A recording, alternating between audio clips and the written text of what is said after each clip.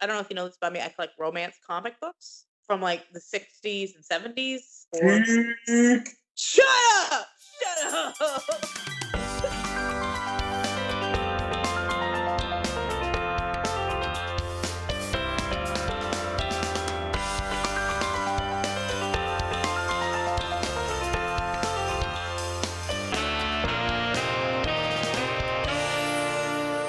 This is Joey, and we are doing like another episode of the 30-year-old teenagers podcast. Good title to say ever. And I'm Dolores.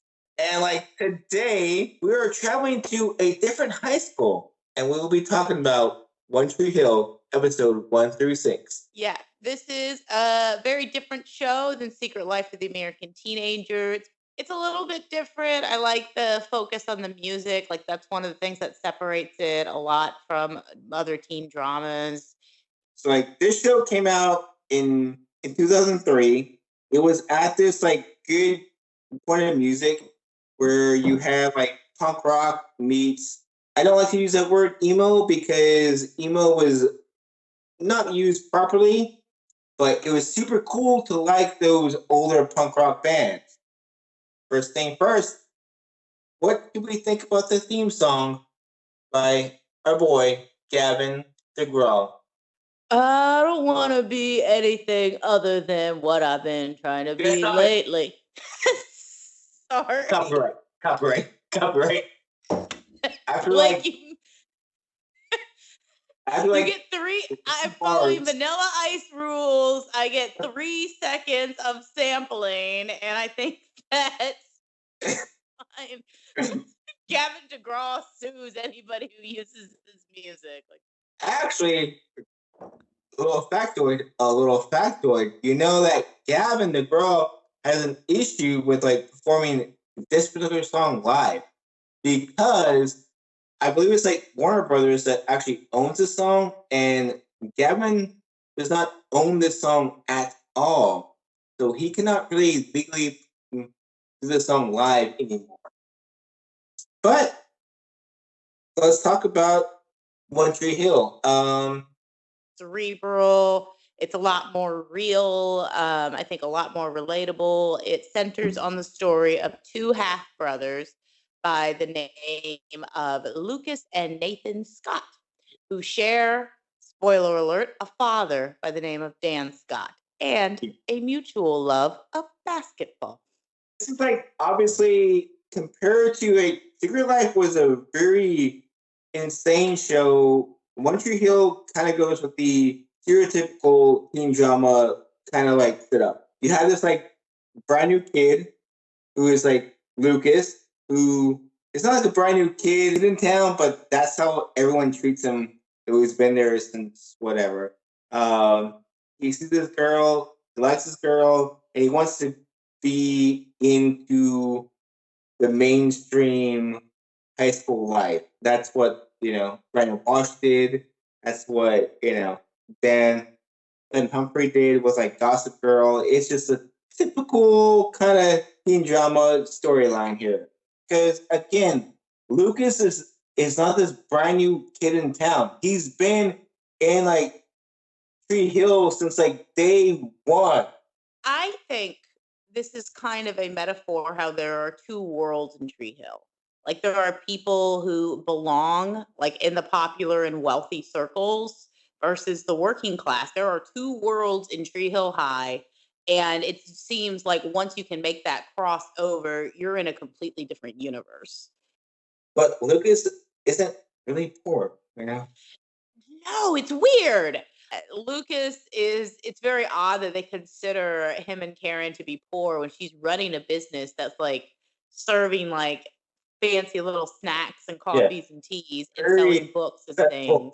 And one thing I know, they seem to like exist in like, for our Houstonian listeners, in like the uptown kind of River Oaks section of town. And I think if Karen was struggling at all, she wouldn't be able to afford rent on that like little piece of land over there. It's TV poor. We very rarely will ever see somebody actually depicted in poverty or anything like that. Like Haley, maybe, because she has to work.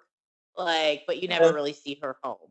Karen's cafe is basically the peach pit to this like show. It's Hmm. like it's that everyone meets up. There's a lot of like storylines that get developed here throughout the series, and a lot of like dialogue happens here. So let's actually talk about episode one. We didn't already Okay. talk. So we get into One Tree Hill, and we in that iconic moment where Lucas almost gets hit by Peyton because she drives recklessly. What we say about Lucas Scott in the first six. The first episode, they tried really, really hard to make him seem smart, and it just comes off that everybody else is like stupid. Like he just like quotes off shit he read in a book, like a group of owls is called the Parliament. Like, wow, Lucas, you're the smartest boy in school. What's a group of ravens? It's a birdhouse, Haley. Wow, you're so smart. One thing I want to point out is on the river court. I really hated how they portrayed Skills opposed to Lucas in the first episode. He's like, read me some of them books you've been reading there, Lucas. I ain't know much about reading, but I Oh, know I like you reading it to me. And Luke's like, okay, Skills, I'll read you some poetry. Don't you worry. And it's just like, my God, like they kind of tone it down a little bit besides the like monologues, but they try so hard to like put into you this is a smart boy who's very smart, and everyone else around him is just poor idiots. Like he's got this hero's journey thing going on where he has to leave his village and go and be a hero. And that's I think is kind of the Gilgamesh aspect of it, not to be a Lucas about it, but you know he has to leave. you were very Lucas about He that. has to leave the river court to destroy the empire and rescue Princess Leia, and that's the same story over and over again. Skills would not work in this like current climate. No, not at all. Poor, like, no, they all go to the same school, but they're not allowed to play basketball with the other boys. It's very, very sketchy. His name's Skills with the Z. No one else has like a name like that besides like the token black guy has like skills. That's his name. Hey, Chains, how are you doing today? Where's your little brother bank robber? Me and my buddy Food Stamps was listening to Lucas read poetry down at the river court. We hope to be able to read one day. This is like just super offensive. It is. It is. I guess you kind of like summing up the first few episodes a bit, but starting with the first episode, it's a very iconic scene where like Hayden almost hit Lucas, and he also will put you over giving us basketball. And this is the scene that will play through the entire series many, many times. So flashback to this moment. After that scene, we have like the bad boy, the top basketball player, Nathan Scott, which is Lucas's half brother. He steals a bus after winning a game, and we just steal a school bus because it feels like we just stole a school bus. Sweet fucking peace. He is fucking hot. So Nathan is positioned in the first 6 episodes as a sweet daddy's boy who just wants to make his dad proud. It is creepy how much he talks about his father. it's like also Dan's fault too. But like because he molested him, like because I'm pretty sure that Dan molested Nathan. I have no way of proving that, but no, no, he did beat him though. like, Ricky. No, but Nathan did, and I have poor Nathan. You get from episode 1 where he's just like a fucking jock who's torturing his half brother just for being his half brother. Through episode 6 where he discussed how Dan during a little league game held him and like kicked him really hard. And it's like, Jesus Christ, man, Dan's a piece of shit. And but he starts off just being a big greasy jock who's just trying to destroy his half brother's life at the behest of Mr. Dan Scott, his posturing douchebag of a father. And Nathan like definitely starts off as a very he's like a douchebag character, and then even I think it's like episode 2 or is it episode 3 when he decides to get tutor from like Haley. He has not good reasons to like originally do that, but Haley is Dan Scott's. I mean, Nathan Scott. Sorry. Love triangle, the unexplored love triangle of Nathan and Dan Scott, Haley James. Like Dan Scott fucks every one of Nathan's girlfriends just to prove a point. But like Nathan Scott, well, like Haley, that's like the first person that he seems to kind of open up towards. I don't think that was his original plan, but it just kind of happened. With his like his girlfriend Peyton, he didn't really like open up too much. He did some, but he was trying to keep up that kind of like jock, the big guy like campus Dead, stop fucking my girlfriends. type thing, you know.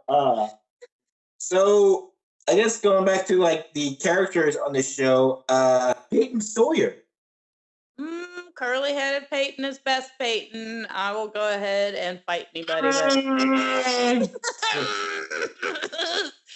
I like curly-head Peyton, but so Peyton is shown as the misfit cheerleader, which is during this time a trope that's not explored as much. This predates Mean Girls by at least 6 months. So without spoiling like too much about the series, Peyton is the girl that is kind of like driving the show with like Lucas. She starts off as this kind of emo girl cheerleader. It makes no sense that she's like dating Nathan. She was kind of like that target girl that I believe most guys were wanting to, I guess, get with, you know, including me at that time. She's kind of a not like other girls girl. She's hot, she's beautiful, but she's into all the music you like. She's a cheerleader, but she doesn't want to be. She wants to be with you. Let her be with you. And that's I think like the draw that like Lucas has for her. It's like she's deeper than the other girls. And you kind of like see that in her artwork where it's like she depicts Brooke as like less than her and like a comic strip. I didn't get how the comic strip that they showed. I thought that was supposed to be Peyton like fucking the faceless jock because Brooke feels insulted by it, but I thought that Peyton was depicting Peyton. What do you think? I thought it was like supposed to be Peyton. I thought that's how. Yeah, that's what I thought too. But they all seemed really, really hyper insulted by it. Peyton is kind of cutting her wrist in the wrong direction in a way. Like she is trying to get hit by a car, but not too much. During like the first game, the Ravens versus some random school, she tells Nathan, she says like, don't bother showering. That she wants Nathan just like sweaty, greased up all pig, crazy, just like putting that like dick inside her, just like you know, all dirty. I will counter that Peyton has the lowest self-esteem in these 6 episodes of anybody, and that she just wants to feel like a bag of garbage. Like I want to feel like dirty Nathan. I want to feel like who I am. I'm trash, and I need you to make me feel that way.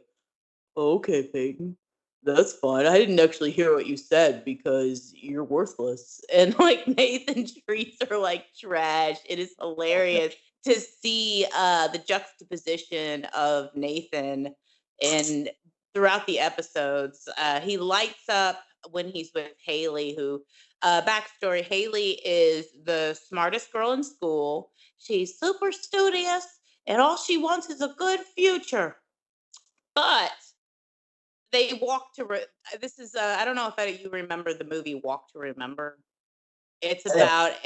about a virtuous brunette who volunteers or is pressured into helping the school sports star get better at school so he can continue to play sports. And so it's just kind of a takeoff on Walk to Remember, which came out like a year before this show premiered, which I didn't realize that 16 years ago when I first started watching.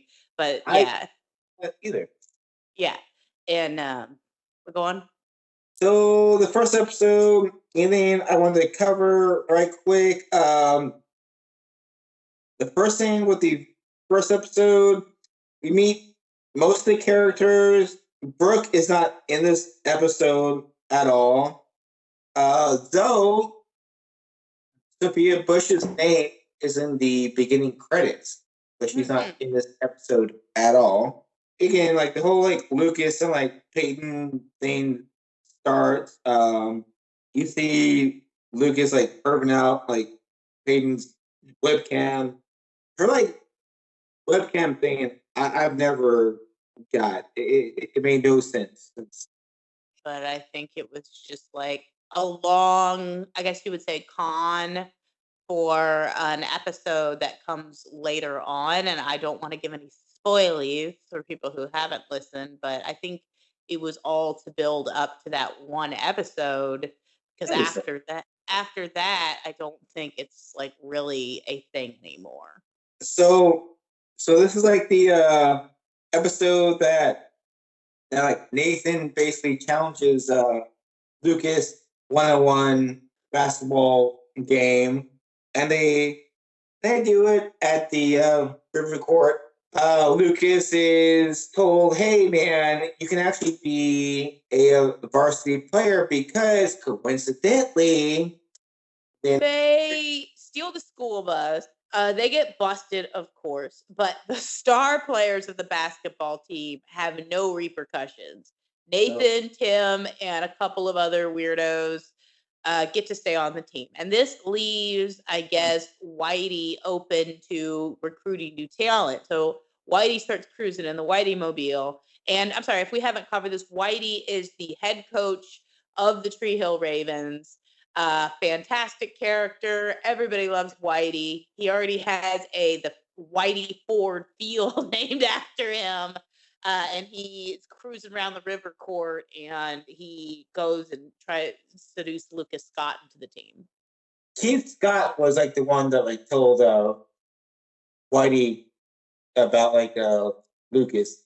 I forgot about this. I'm sorry. It's been a long work week. So Keith, who is Lucas's uncle, goes moseying into Whitey's office after hours with a flask of whiskey. And I think it sets the tone that Keith may have a drinking problem, which who doesn't these days? Am I right, everybody? And he's like, my nephew Lucas can sure throw a basketball, which I love Keith's voice. It's this very raspy kind of Christian Bale kind of voice, like. And Whitey's like, I'll go ahead and check out this young supple boy of yours, Keith. And Keith is very, very invested and interested in young men's basketball. So Whitey gives Lucas the shot at varsity basketball, which in small towns like this is a huge deal. Basically, the starter like right away. So besides like Nathan kind of getting like mad about that, that's kind of a big thing. Varsity starting lineup. That's a big thing. I love how he immediately leaves his friends behind. Like they're all just gone. Like Mouth is just kind of like hanging in, though he's determined. Mouth is the fake announcer who gives himself the job of announcer on the river court. So he never grew into that face of his. Like I remember watching him on Boy Meets World and thinking that like he would grow into like his ears and his face, and it just didn't happen. He just poor guy. He just looks odd. So like Nathan challenges Lucas to this like 1-on-1 great game. Lucas beats him. So like that means that Lucas will be joining the Ravens. So we go to episode 2 now. Lucas's first game, and he just cannot make any baskets. What's the problem, Lucas? They're gonna replace it with the golden retriever. Nobody says a dog can't play Ravens basketball. Like during this second episode, you have a lot more tip between Nathan and like Peyton. Tip, which I'm gonna say this throughout this entire podcast, is trouble in paradise. It's tip.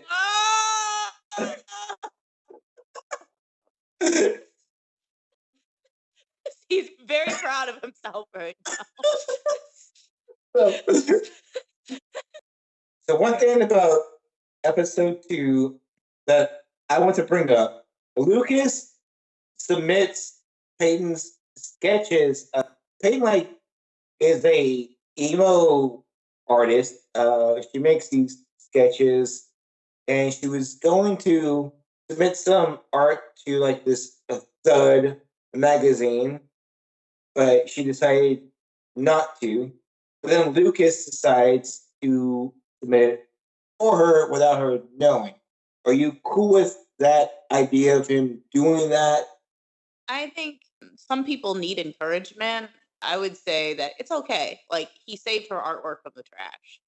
Like, otherwise it would have just like been wasted. That was some beautiful artwork. And I think that him submitting it without her knowing, I think it was okay. She was in a bad spot. Like, she was in a really like frantic emotional state.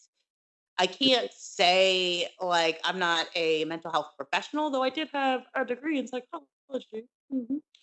That Peyton is experiencing like a manic state during these 3 episodes. Like through, she's having a manic state. Like, she rips all the artwork off of her walls. She just decides, if I can't be the best, I can't be successful, I'm not even going to try. And just, this is really important to me. She says, this is really important to me, and I can't have it ruined. And she's afraid of ruining this one special thing that she has that separates her from everybody else. And she's afraid of ruining it. And I think like Lucas does step over a little bit, but he didn't like steal from her. Like, he could have easily taken that artwork from her and passed it off as his own. But he saved it from the garbage. So I'm on team Lucas. Not that bad. That's good. But then in episode 3, she has her interview with like Thud magazine, and they're not too keen on Peyton's artwork. They like kind of want something poppy, and they want something happy. She was like, you know what? This is just who I am. This is like what I want to bring to you. Cheerleaders are not happy. High school's not this happy place. So take it or like leave it. And the magazine decides like pick her up, which is cool.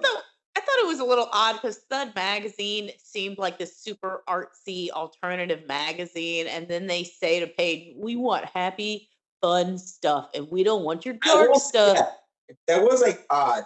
That was odd.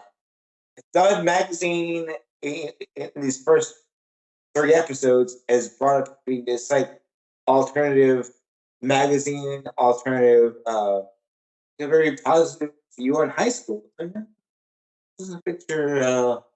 Wait.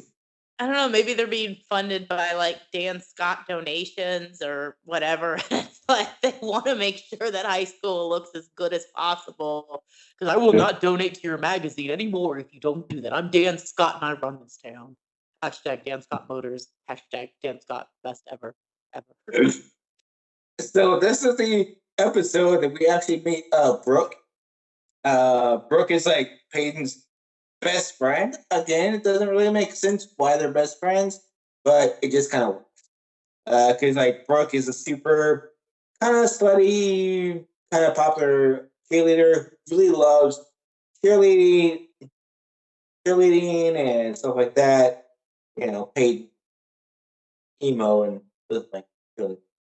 All right, I figure Brooke is friends with Peyton because Peyton's more real than the rest of the people that, in her circle. And she kind of probably gravitates towards that, just kind of like needs that in her life because Brooke is portrayed as very wealthy and attractive. And being around Peyton kind of just probably fresh air.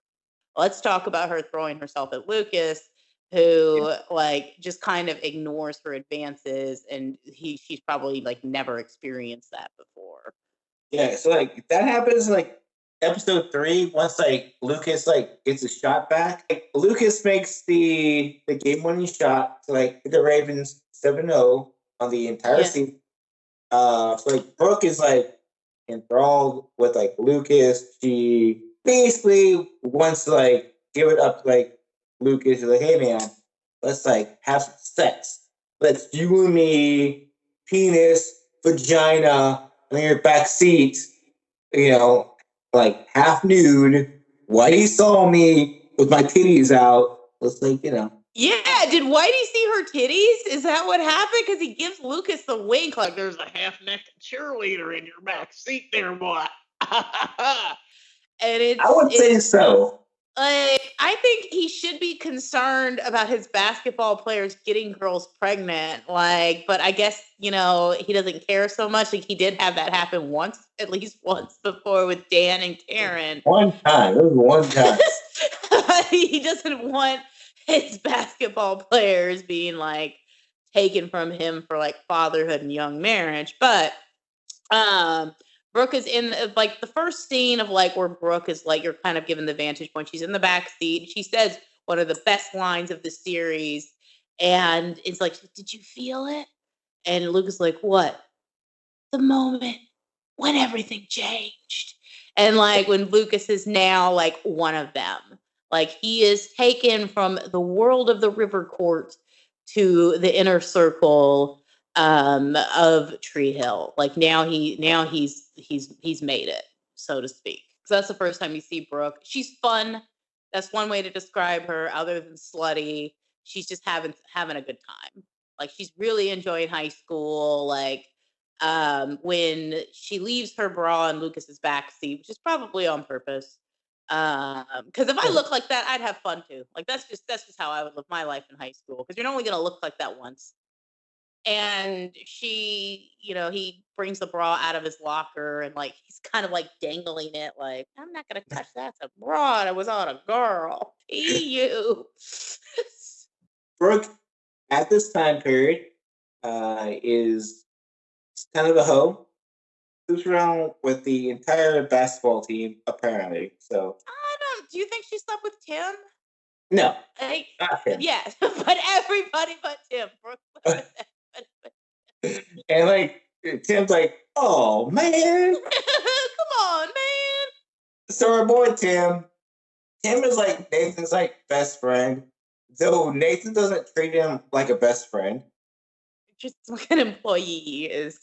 He treats him like. I mean, Tim is like the type of guy that would suck Nathan's dick just for funsies, We've talked about this, and like we're talking about the time when they like put a bag over Lucas's head and dragged him into the car, bus, or whatever, and like Tim would be there like, "Hey guys, wouldn't it be so funny if we just like sucked his dick? Yeah, I bet he'd hate it if we like sucked his penis. Yeah, let's do it, man." Funsies. Like he's such a exactly. Joey. That is like Tim to a T. I'm pretty sure he was the one orchestrating stealing Lucas's clothes. Episode 3, Lucas is getting out of the shower like a good boy because he washes himself, unlike Nathan.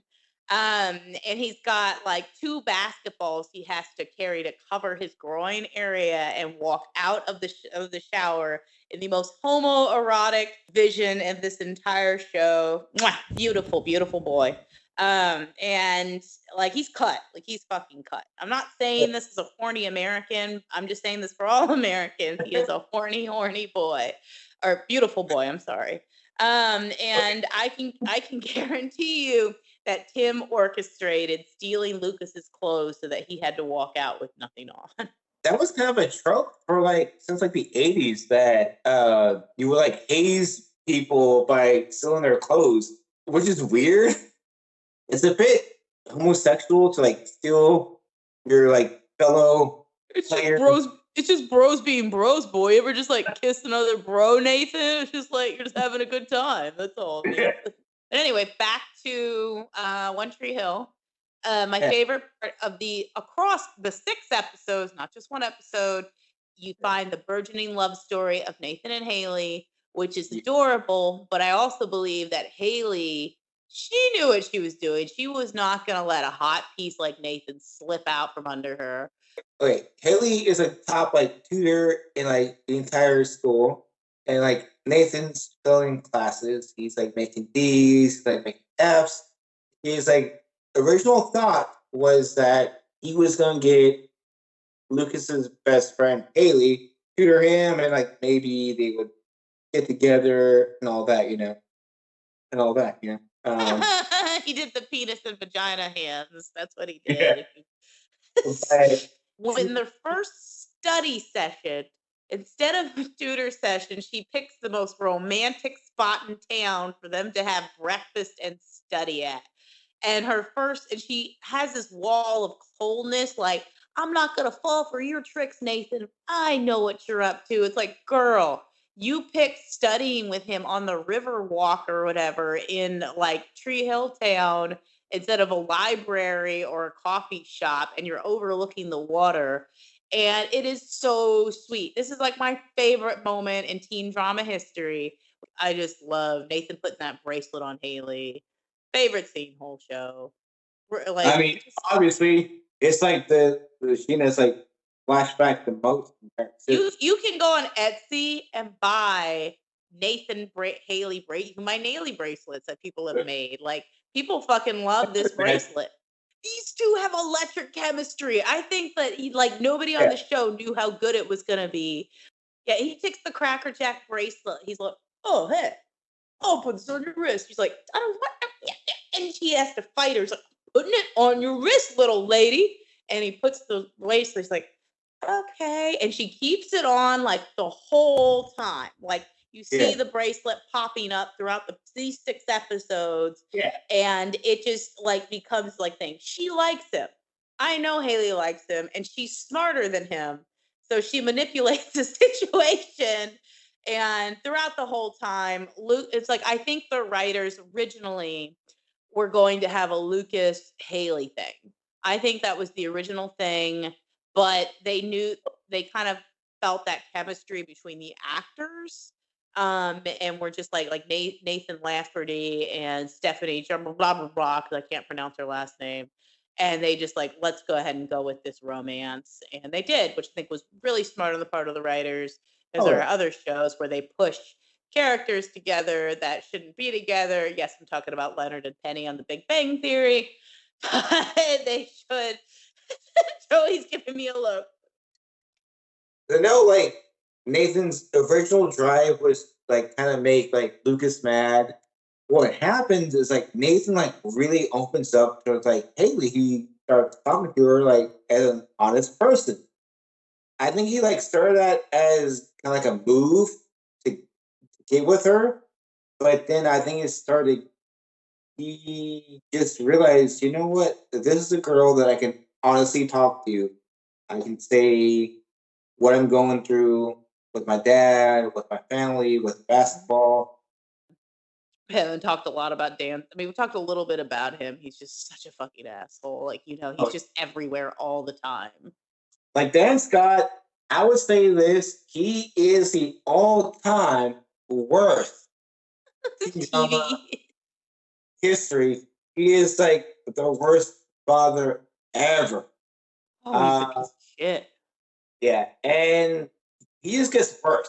This is like him at his best. Well, I think it's like season 2. He gets kind of cool when he gets like handicapped for like a little bit when he's like, Handicap Dan. You love seeing Dan get beat up. Like, it's just fun. It's a good time. Anytime anything bad happens to Dan, you just enjoy it. But they just like love shitting on him, which you come to enjoy, even like the actor Scott Eric, Johansson. even I have when to he look it was up. in 90210, when he was against Steve, it was like, oh my god, this boy is like the best douchebag actor ever. He was on Seventh Heaven as a man hiding a terrible secret, and the terrible secret turned out to be epilepsy.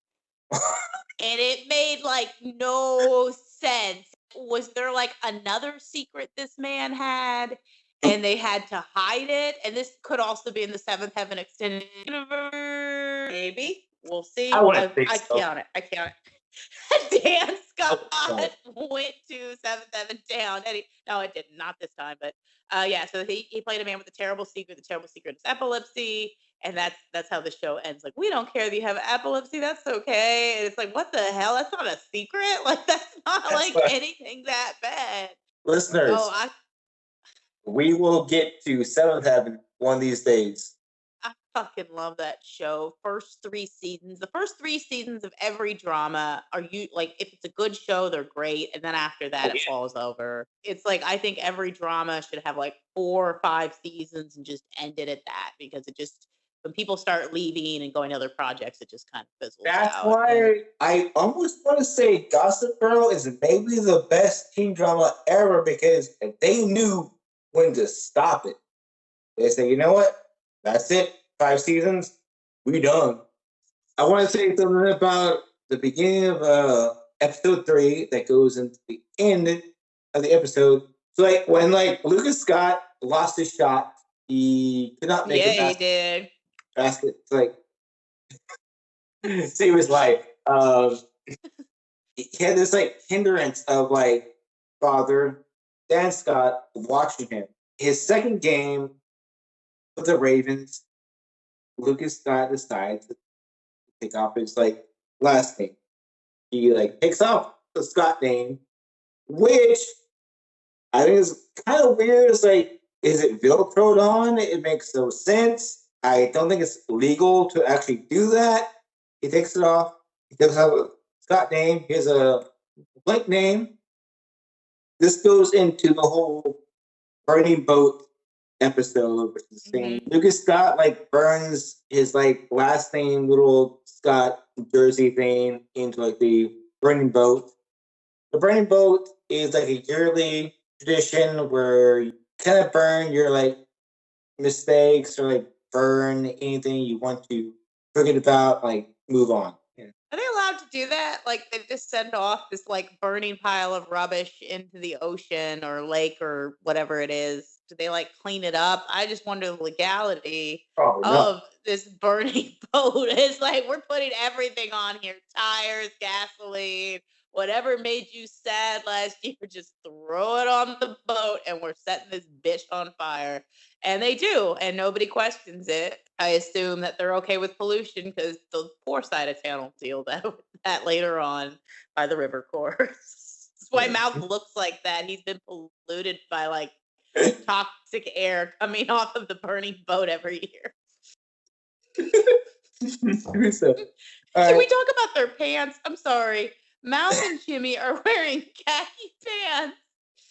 They work for fucking Best Buy. And like it's like it looks very obvious that their mom shopped for them. And I know they're trying to look nice, but it just looks awful. And the pants look terrible on them too. This is episode 1, everybody. Check out Mouth's pants. They're really, really fucking terrible. But skipping to episode 4 now. Yeah, Joey's like looking around to make sure that like he's allowed to do this. But Dan Scott's wife is back. Deborah. She's got some titties. Can I talk about like Deb's titties? She's got nice huge fucking knockers. Like they're fucking gigantic. And I forgot about this. Like, but they're huge. It's comical. Like she's like a MILF. I'll say it. She's definitely a MILF. The haircut is like a weird pairing with her beautiful, beautiful boobs, but she's gorgeous, you know. And it's so bizarre how Dan shows like almost no interest in this beautiful woman that lives in the same house as him. It's like, get out of the way, I'm studying Nathan's game. Oh, yeah. It's good basketball there, son. Oh, look at Tim. Oh, good. Good stuff. Good stuff. It's like, Dan, I want to have sex. Get away. So, episode 4, Nathan is at his worst. It's Oh a yeah. beach party, and he invites Lucas, which seems like like Anne Haley is a gracious, like, meeting of the minds. We're all going to get together. We're all going to get along. Destroys Peyton's car, leaves Lucas holding the bag. Like, you deal with it. I'm walking this way. Right before Nathan destroying Peyton's car is like one of the first like good Nathan moments. Cause Nathan drives Haley home and he's not really trying anything with her, but he gets real with her. He shows signs with like Haley, sometimes Peyton a little bit, but really like Haley, what's truly going on with him. You know, next moment he's trying to be this like macho type of tough guy. Dan Scott like tells me to like be like this towards like people. So I think this is a good example of like a good 10 minutes of like Nathan Scott. Nathan loses himself in Haley. Like, he's able to like not have to be himself, and I think that he loves that. And when he's with Haley, she brings out good in him instead of this chaotic, like, hormonal nightmare. And as soon as she's gone, like, he's driving normally. He's driving fine. He's not drunk. And then he's all of a sudden this, like, just smashing her car because he can. He's Dan Scott when he's not, and when he's with her, he's Nathan. Yeah, because like I think like everyone wears like masks in any situation, That's correct, Wendy. We all wear masks, metaphorically speaking.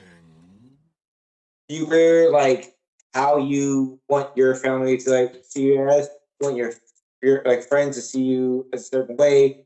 But Nathan, he is disguising himself behind a mask on how he wants to be perceived. But honestly, he's really not that guy. Just like his like dad tells him to be this guy. Yeah. Weird.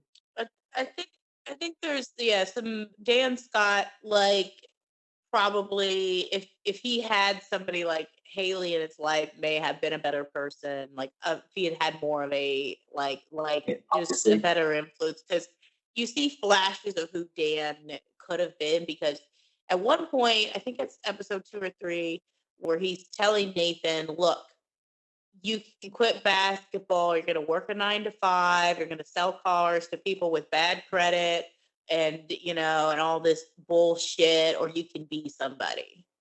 Dan Scott did ruin his like team's like state championship chance.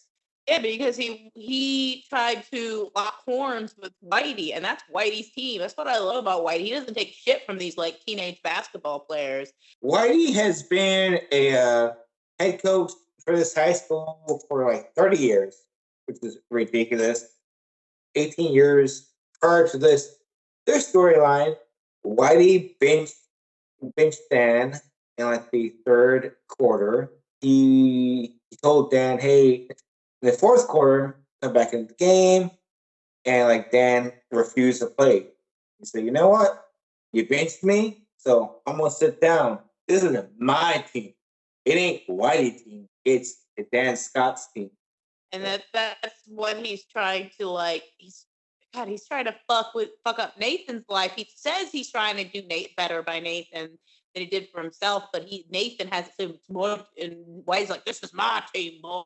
And Nathan is all like, "Yeah, you think so?" And because at that point, Nathan is like the strongest player. And I think that's one of the reasons that Whitey picked like Lucas, because he's like, "No, I'm not gonna have to rely on you."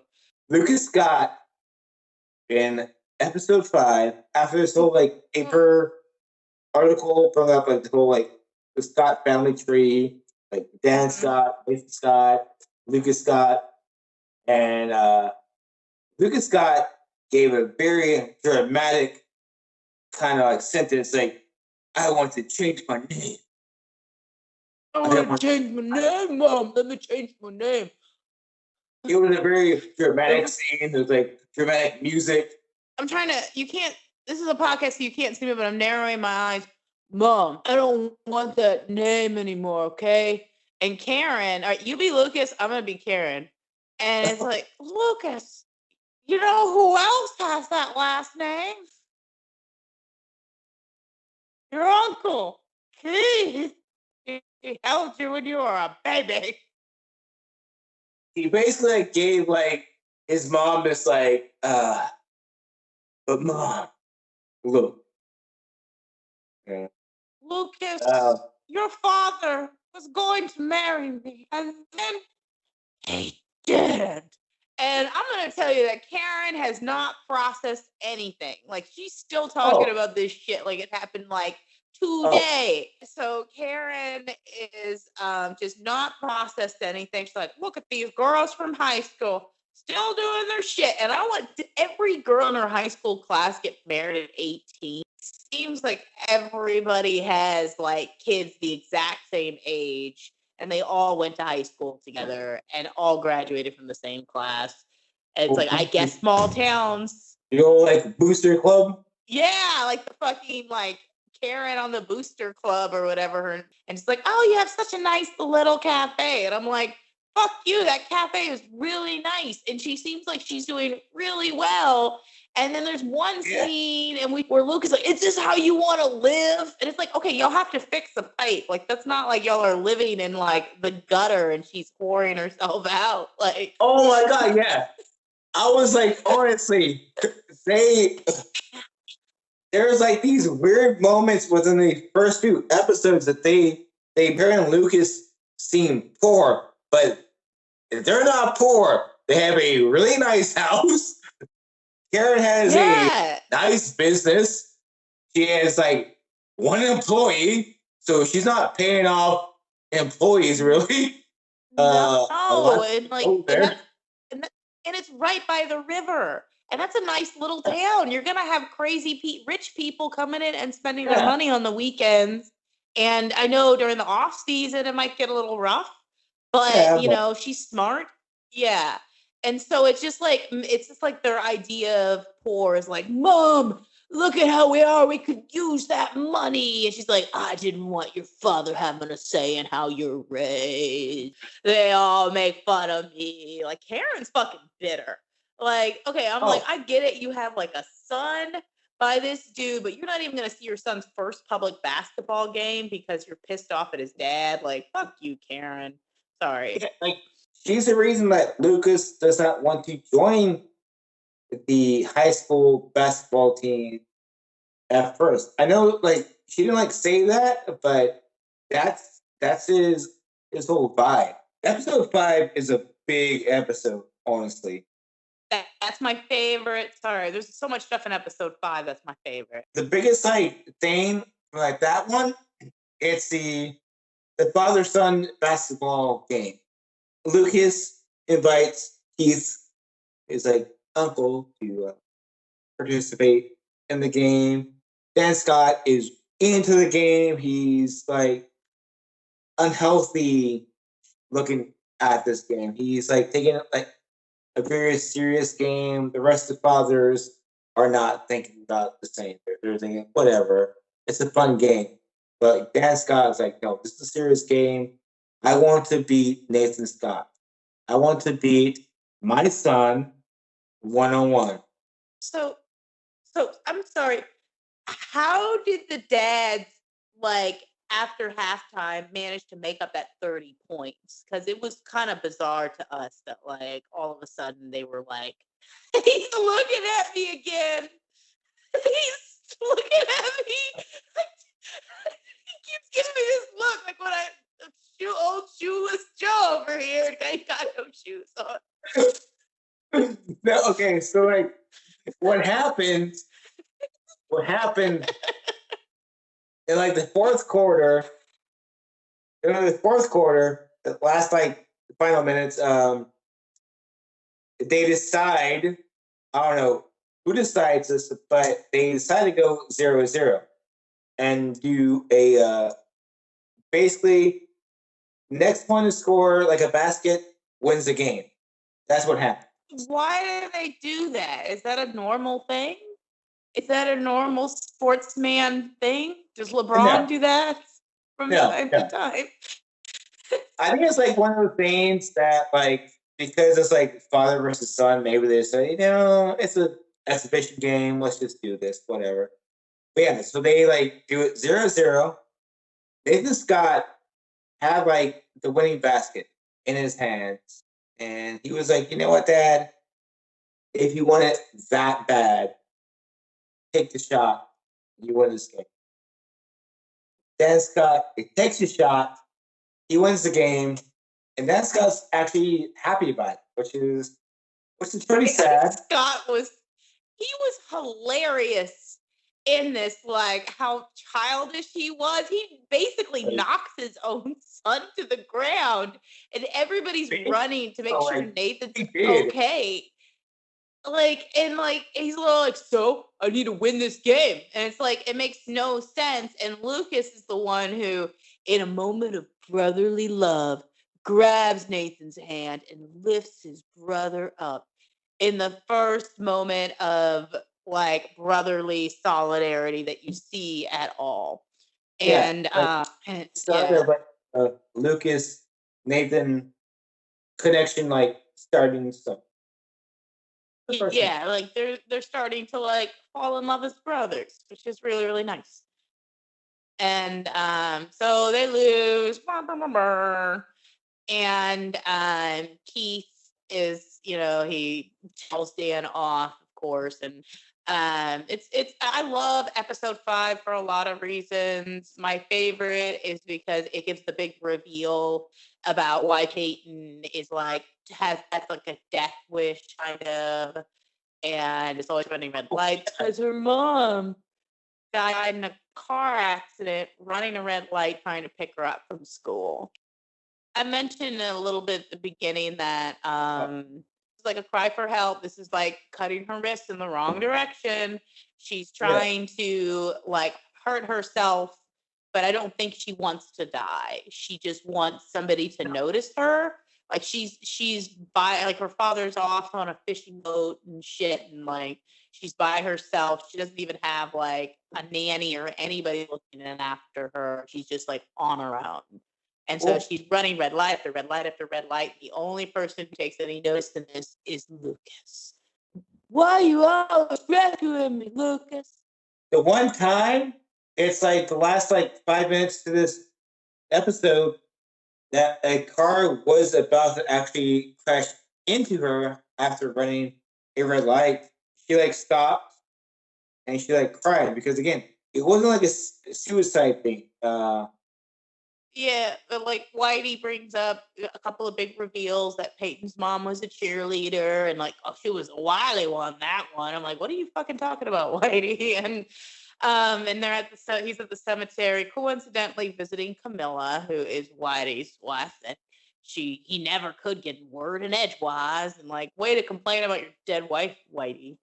And he talks about how much he misses her, and it never gets easier. And Peyton opens up and, has this moment of kind of just like why she's doing this. And, and she talks to Lucas about how like she runs so many red lights, but nobody ever hits her. And it's like, man, this town like has no traffic. like she always narrowly escapes getting like smashed in. And I'm going to talk, I know we already covered episode 4 a little bit. When her car gets destroyed by Nathan's shenanigans, it takes like 2 hours to fix this classic Mercury Comet. Yeah. It's like they don't even have to order parts. It's like destroyed compared to like the first episode. The first episode, she's like her like engine like maybe was like overheating or something like that. Let's go to episode 6 now. It's one of those episodes that start from basically the end and go back 12 hours before. It is, because like this, like what I would say the connection episode for the characters because, like, obviously you see Lucas, like, Nathan kind of being like a team, and you see Haley, Peyton, like Brooke, drumming together. So I mean that like connects them. But so what basically happens here? This is their first away game. It makes no sense. This is game 9. So anyway, the Ravens win, but Nathan and like Lucas have those little like fisticuffs during the game. Yeah. Whatever. Oh yeah, let's sorry, I don't mean to interrupt, but Lucas's small penis jab at Nathan's pretty good. He's like, Oh, hey, yeah. I saw Nathan in the shower, and I know why you broke up with him, Peyton. And Nathan's like, get off my dick. And he's like, suck my dick. And they knock each other over and they're wrestling. They're doing a little wrestling. These young, 20-year-old actors are wrestling on the floor, and it's it's enjoyable for everyone involved. And Whitey has had it. Whitey has just about had it. He's fed up and he's all liquored up and he's on the bus and he's all like, you guys, it's my team. They run into Brooke and she sprains her ankle. Yo, yeah, they smash her into the wall. They're like, how like frail is this skinny little lady? Like, she they just sprain her ankle gets sprained super easily. Like 95 pounds. That's why. She's an athlete. Like cheerleaders are athletes. That's a real sport. That's a competitive sport, which you'll see later in 95 pounds. In season 4. They're in the Secret Sparkle Classic tournament. Like you just That's in season 4. It's season 1.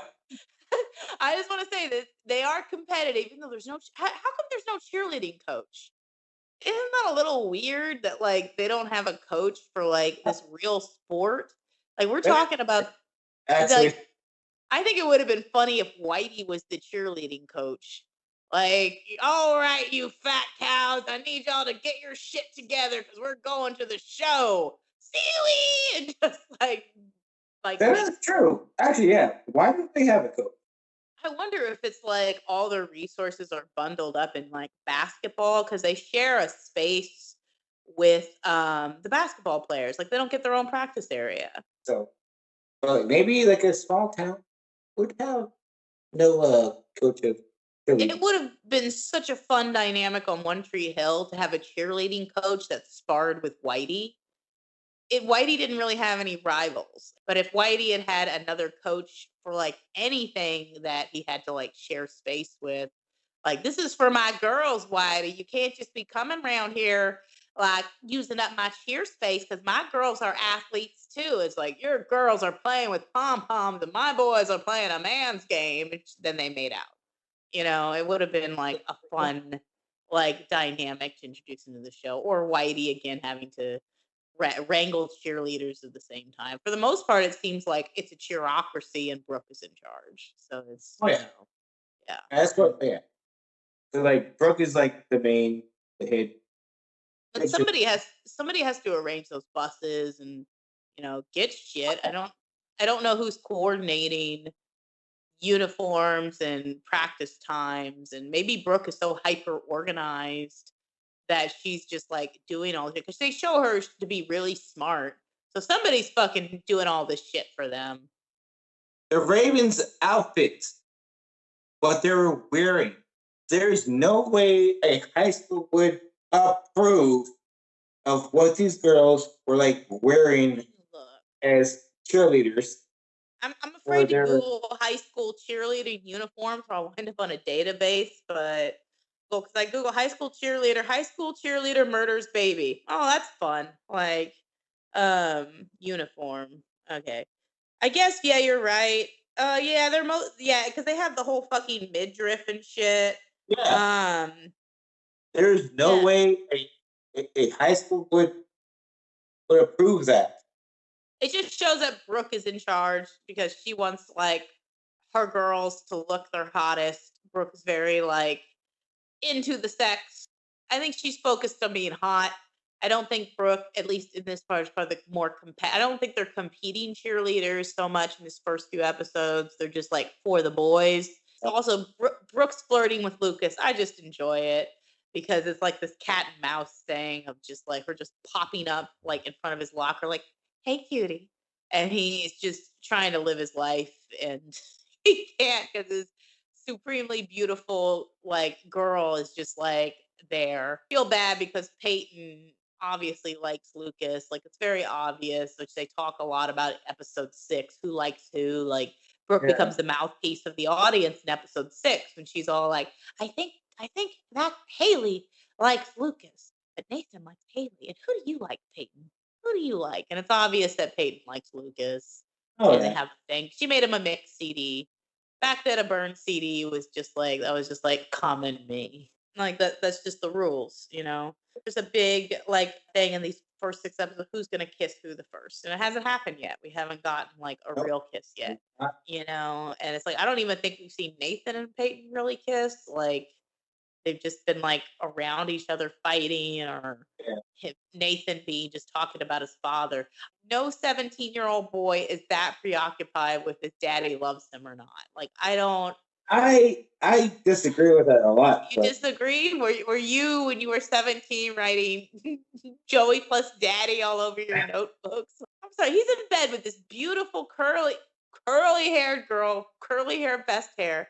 He's in bed with her and he's talking about his dad.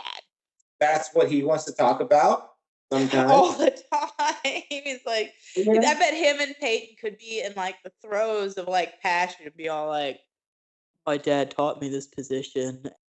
I'm pretty sure there's like a lot of moments they didn't show that Peyton got like super emo too. He's like, "Hey, my mom did this. My mom was like all this." It was Peyton's mom's 7th anniversary of like her like passing away, and Nathan did not know.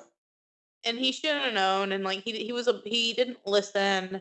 He didn't pay attention to anything going on with Peyton. Yeah, He just expected her to forgive him for all of his like that's misdeeds what and jump that's right what back into bed you with him. believe that like Peyton also like did a bunch of like emo stuff for like Nathan too. Like they weren't the happiest couple, obviously. No, And then that was just like it was so sad. Like she was just so fucking depressed just being around him. Like it was just like unhappy. And I think the drinking scene when they're at the beach was kind of interesting because she wasn't binge drinking, which usually if a teenager gets around alcohol, they're just fucking like dumping it down their throats. There should have been more vomiting children in that scene, but there were not. so yeah, I guess that's in episode 3. We covered a lot of ground, I think. Uh, You know. Episode 4 will be continuing One Tree Hill, episode 7 through 12. Yeah. And then after that, we will return to the Secret Life, Life of the American Teenager. which I'm like honestly excited to like finish because again, One Tree Hill I know really good. So It's so right. good. Yeah. It's such a great show. And there are two different universes though. Like this is the true spiritual adaptation of the Archie comics. Like I know we have Riverdale and I had mentioned that. Like you have the Archie, who is Lucas, who even though he doesn't have red hair, with the brunette and the blonde, who later come to sparring over him. You have Nathan, who's the wealthy, like vain, like person who would be Reggie. Jughead, which is Uncle Keith. And it is very much, I think, like just in terms of romance, of writing. Like I love those comics, and they were all about like weird, wacky adventures and romance. And like One Tree Hill has weird, wacky adventures and romance. And like I just like get annoyed that the adaptations of Archie comics are always like the darker ones. Like Archie's Weird Mysteries was a cartoon that came on in the early 2000s, and Riverdale. But yeah, like I don't know Archie too much. It's like the basics, so I can't really give a proper assessment on that. We're closing up this episode. I like already stated what we're gonna do next episode. I am Joey. You can find me on my social medias at Nimrod Horror, and you can find me on my other podcast, Nimrod Horror Podcast, on Spotify and whatever, TuneIn, all other whatever. One of my favorite parts, I think it's episode 3, when Brooke is in class with Lucas and she's flirting with him, and she says, asked him his favorite color, and she's doing the 1, 2, 3, 1, 2 with the little I don't know what do you call that little fortune teller thingy that girls used to make? It's like, I think every girl will know it's the little paper fortune teller thingy, so we'll call it a little paper fortune teller thingy. And Brooke is like, "What's your favorite color?" 1, 2, 3, 4, and it's like, "What's your favorite sexual position?" And Luke's like, "What?" Like, he doesn't say anything. He just looks at her. She's like, "Fine, we'll use mine." And it's 8 letters. And we need your help, America, because we need to find out what sexual position Brooke was talking about, because there aren't a lot that are 8 letters. I think those. But if any of our burgeoning listeners out there want to like give their 2 cents into what the fuck Brooke was talking about, that would be helpful. You can find our podcast on 30-year-old teenagers on Instagram. Check us out next time, episodes 6 through 12, and we will see you later.